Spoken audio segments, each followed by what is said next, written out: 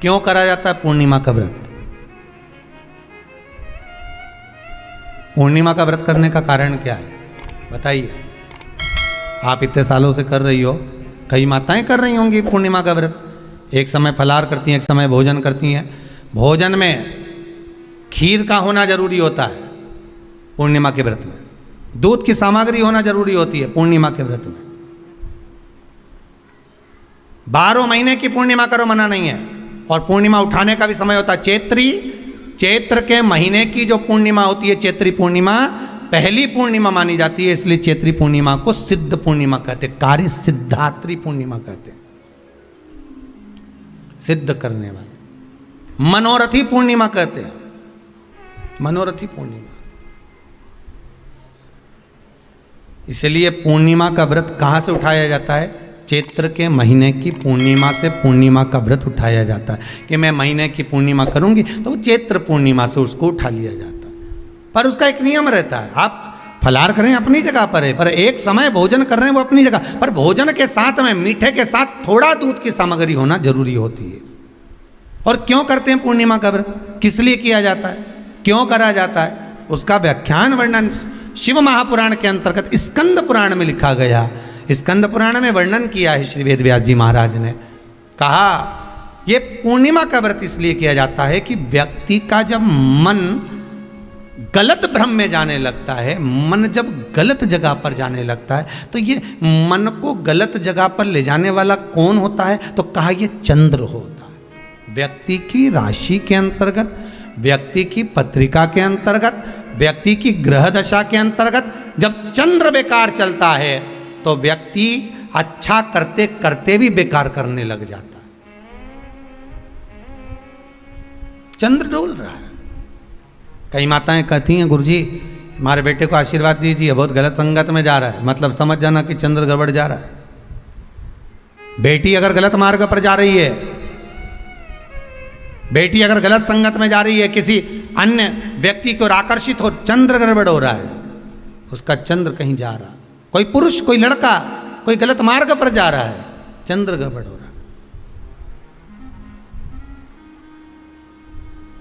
घर में जो क्लेश उत्पन्न होता है, घर में जो विवाद उत्पन्न होता है, उस विवाद को रोकने के लिए केवल चंद्र की ही, इसलिए तो पूर्णिमा घर की नारियां हमारे यहाँ हिंदू धर्म में यहाँ तक स्कंद पुराण में कह दिया कि प्रत्येक पूर्ण आप लोग का कभी आप लोगों ने सत्यनारायण जी की कथा करवाई है? जितने लोग आस्था चैनल पर कथा सुन रहे हैं, जितने लोग फेसबुक यूट्यूब पर कथा सुन रहे हैं, यूट्यूब पर कथा का श्रवण कर रहे हैं, उनने कभी सत्यनारायण की कथा करवाई होगी? तो उसमें लिखा है हर कार्तिक, हर पूर्णिमा को, हर संक्रांति को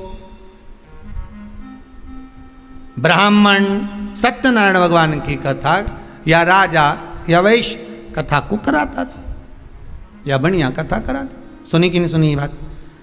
सत्यनारायण भगवान की कथा में लिखा है, स्कंद पुराण के अंतर्गत जो सत्यनारायण भगवान की कथा का स्मरण किया उसमें लिखा है प्रत्येक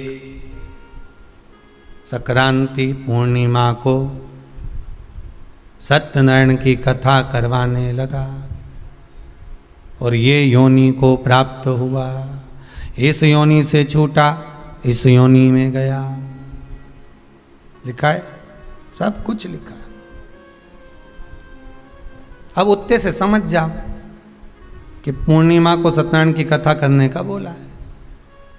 तो पूर्णिमा को सत्यनारायण की कथा का क्यों बोला? वैसे तो रोज कराओ सत्यनारायण जी की कथा, प्रतिदिन कराओ, मना नहीं है। आप क्या कोई विशेष फंक्शन है आप सत्यनारायण जी की कथा करवा, पर पूर्णिमा संक्रांति को और संक्रांति को पूर्णिमा को सत्यनारायण की कथा का स्मरण क्यों करवाया गया? क्योंकि पूर्णिमा के दिन अगर ये भगवान का व्रत रख लेगी, पूर्णिमा के दिन अगर ये खीर का प्रसाद बना लेगी, थोड़ा सा दूध की कोई सामग्री बना लेगी और भगवान को भोग लगा देगी, भले सत्यनारायण भगवान के भाव से बनाए, भले सत्यनारायण जी के निमित्तार्थ बना, पर अगर इसने सत्यनारायण भगवान के निमित्त से बना, पर पूर्णिमा के दिन अगर ये व्रत रखेगी, उपास रखेगी या कोई सामग्री बनाकर भगवान की पूजन कर लेगी, तो इसके घर में जो अशांति है वो शांति में बदल जाएगी। इसलिए कई घरों में आज भी सत्यनारायण भगवान की पूजन हर पूर्णिमा को करती है। माता किताब लेके बैठ जाती है, तुरंत उन्हें ऑफिस जाना, कहीं काम पे जाना, और तुरंत उसने जल्दी कलश रखा, कलश नहीं भी रखे तो भगवान की पूजन कर को रखे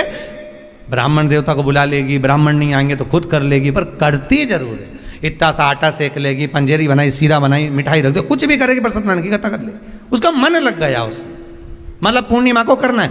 उसको करने से क्या होता है? शांति रहती है, शीतलता रहती है।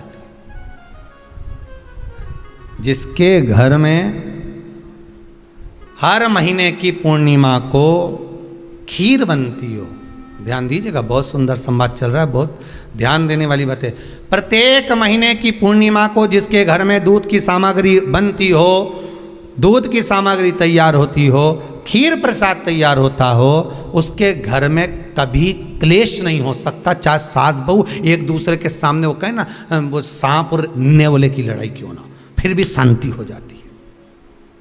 पर प्रत्येक महीने की पूर्णिमा होना चाहिए। ये नहीं कि तुमने एक महीने की पूर्णिमा पे बना लिया और दूसरे महीने की पूर्णिमा को गायब कर दिया। फिर किसी ने कह दिया आज चूरमा तो बन रहा है, दाल बाटी तो बन रही है चूरमे के साथ में, लड्डू बन रहे हैं, तो काय को खीर बना रही हो? तो तुमने अब वो खीर प्रसाद